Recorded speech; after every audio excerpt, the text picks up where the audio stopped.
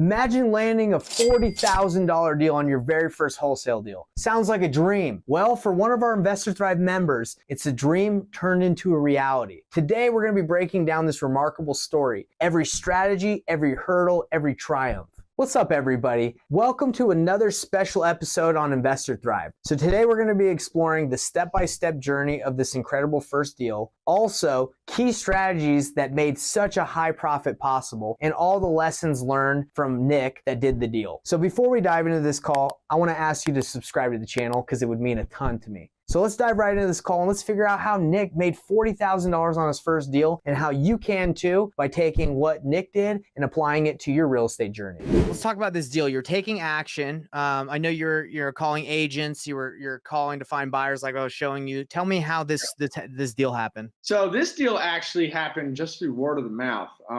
Okay. I had friends at home who knew what I was doing. They knew kind of that I was investing in real estate and helping. A lot of people thought I was flipping at the start, but then they realized, I'm doing this new thing called wholesaling. And a lot of people don't know what that is. Right. Believe it or not, a lot of professionals in real estate who've been in it for 20 years plus don't even know what it is. Right. I mean, I usually have to explain it to someone new at least once a week. So this deal actually came across as an old friend of mine. He pretty much reached out to me, was like, "Hey, Nick, listen, my mom, she has dementia now.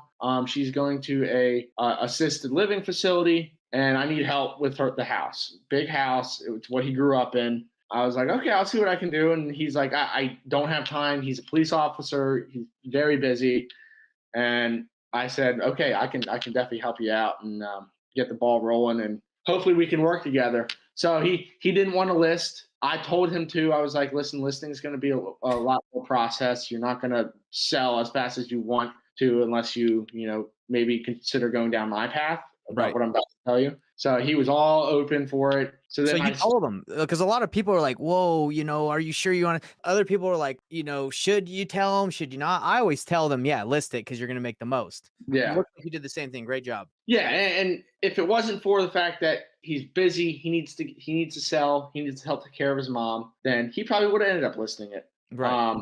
But circumstances, wholesaling, we want to reach out to motivated people who need to sell fast and easy. That's the big thing. And he was one of them who were connected matched all the points to it. Mm-hmm. And he needed to sell. So I told him, listen, this is what I can do for you. And hopefully we can get you out of this situation. So at that point, I went straight into analyzing the deal. Okay.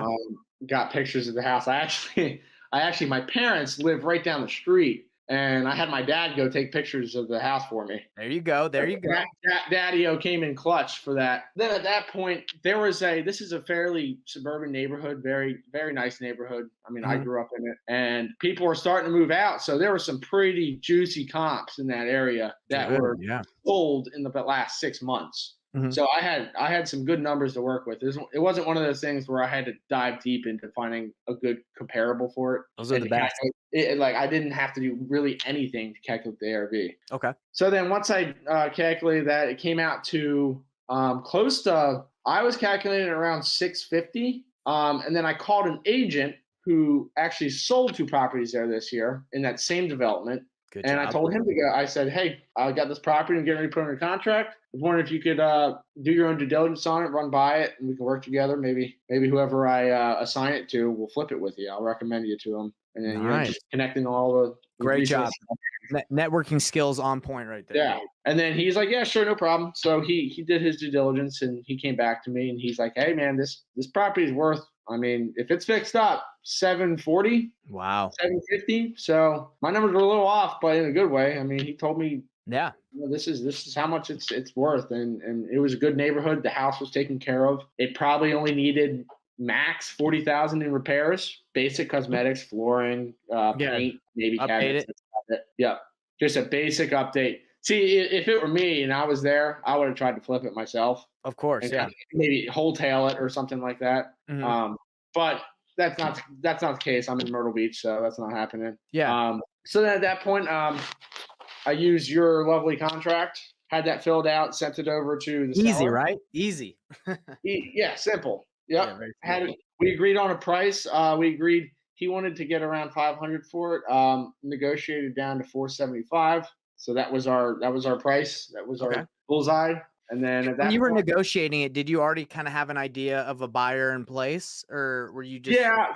So before, I was definitely doing your method. I was reaching out to buyers I have in that area okay? and having them look at it and see if they'd be interested. And there was a ton of interest. I mean, I had Oh, about 5+ buyers that were very interested in it, and that wasn't even posted deal. I didn't even post it on Facebook or anything. Like, I mean, I can't imagine how many more interest I would have got if I posted in some groups on Facebook and whatnot. right. And so from that point, I had some buyers go walk through. I had 2 or 3 buyers walk through it, and they all wanted it. I had 3 that wanted it. I had 2 of them they offered me around 585 for it, Mhm. and then I had that one come in at 515, offer 515 for it, and pretty much he said he's gonna live in it. He's gonna end up living in the house. So you had someone, wow, you had 2 at 485 and then you had 1 at 515. So that what is that, like 20, 30 way more than the other people? Yeah, yeah, just about. And I had a couple people come in only offering 480, so I would have made 5K on it, which is fine. I mean, Yeah, but but dude, 40 versus 5, come on. That's amazing. yeah, yeah. And then at that point, I was like, okay, now I got something. So I ended up sending in the contract to a title company, got it under contract. We did 14-day due diligence, which was just fine, and we did closing right like 2 weeks after. Dude, great job. And so how did you find that ultimate buyer that paid that you assigned it to? I actually found him through a mutual friend who is also an agent in that area. Wow. He's got a lot of connections in that area as well. So he helped out with bringing that buyer in. Did he get a commission as well, or did he just hook it Yeah, up? I paid him a commission. Cool, cool. So Bro, it's such a good buyer, why not, right? yeah, yeah. I mean, he did it. I mean, he handled bringing the buyer to the property, walking through with them, finding out what they want, and then it worked out. It was supposed to be a cash purchase, so he wanted to finance a little bit of the deal. Mhm, So I used my chat GBT, asked them what I should do, and then mhm. based off your coaching and your training sessions, I had an addendum signed, and then I had some terms, purchase with the option to finance. Okay. So got that signed and then sent in. So it all went really smooth. I mean, there could have been a lot of hiccups in it, Yeah. but So it was did he end up getting a normal loan on it, or did he do cash? no. He put a majority of it cash down, Okay. and then he got funding for a small amount of it. Hmm.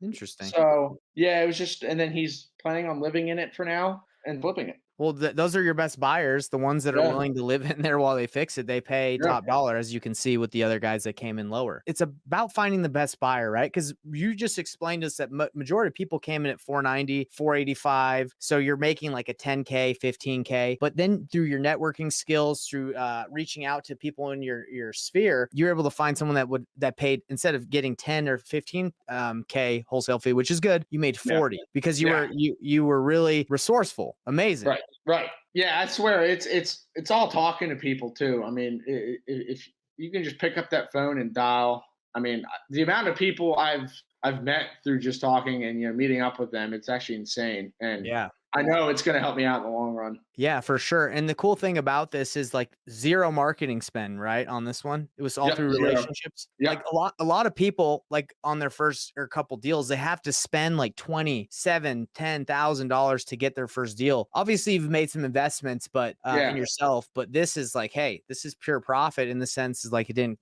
have to pay off any marketing Right. to get this deal. But even Amazing. then, in the past, I mean, you remember, Nate, when I was in the program consistently, I Mhm. had about 5 to 10 deals I had under contract all fall through. Right. And it was just minor things like either my numbers were wrong or I didn't find the right buyer. I didn't reach out. I didn't have a long enough time to find and dispo the deal. Right. So, and then this one, it just worked. I mean, it couldn't have been more smooth. I say that like I barely had to do anything Well, the cool thing about it too is you're transparent the whole way through with your buyer. You're just like, hey man, Yeah. you should list this, and he's like, nah, I really need to get it done quick. And you're like, okay. So then you call your buddy and you're like, hey, this is what's going on. I can get you a commission. Send them through. So it's not shady. It's not feeling you're not feeling weird. Right. You're just it was smooth and it was easy. Mm-hmm. And about the deals that you've done in the past, I think a lot of people when they first get started, it is not knowing like what the numbers should be, right? Or it is not Right. knowing what buyers you should work with. But now you just explained how you got this deal. You did a great job at running the comps. You leveraged an agent to kind of tell you what he thought it was worth. Great job. And then you leverage your relationships to find a buyer. So it looks like all through that trial and error, it got you to a point where this was smooth. Because maybe if you would have gotten this when you first started, it probably wouldn't have been that smooth for you. Oh no, definitely. If this fell in my hands when I first started, I can almost guarantee you I would not have been able to close. I would have messed something up. I would have done something wrong, and I can almost guarantee I would not have been able to close. And how cool is that now through the experience that you've had since you've gotten started? Now it's like, dude, it was smooth because it's not that it was smooth for everybody. Like you just said, it was smooth because of the things you went through and what you learned, which is amazing. Right. What'd you think of that video, everybody? Freaking awesome that Nick was able to do $40,000 on his first deal. My first deal I made $5,000. So Nick crushed it. What'd you think? Leave a comment below so I can know exactly what you thought. It means a lot to me when you engage because I really want to know what you're thinking and what you think of the video. See you on the next one.